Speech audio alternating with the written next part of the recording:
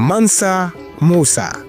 Labda umewahi kusikia jina hili likitajwa na kutukuzwa mahali au katika mitandao ya kijamii. Lakini Mansa Musa ni nani hasa? Mansa Musa alikuwa mfalme wa Mali na anatajwa kuwa mtu tajiri zaidi aliyewahi kutokea katika historia ya dunia. Utawala wa Mansa Musa ulikuwa katika karne ya 14, kuanzia mwaka 1312 hadi mwaka 1337. Sasa utajiri wa Mansa Musa ulitoka wapi?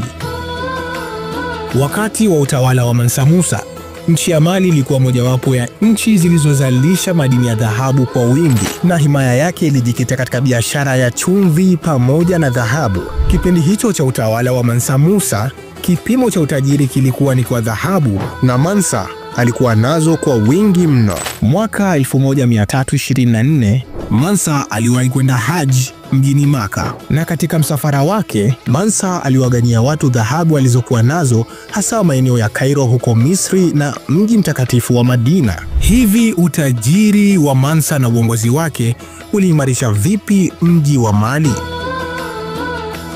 Sasa wakati wa utawala wa Mansa Musa, alibadilisha baadhi ya miji kama vile Timbuktu kuwa kituo cha elimu, dini na biashara, kwa kujenga misikiti na vyuo vikuu ikiwemo chuo cha Sankore chenye historia maarufu. Huyo ndiye Mansa Musa, mfalme wa Kiafrika aliyewahi kuwa na mali nyingi zaidi duniani kote.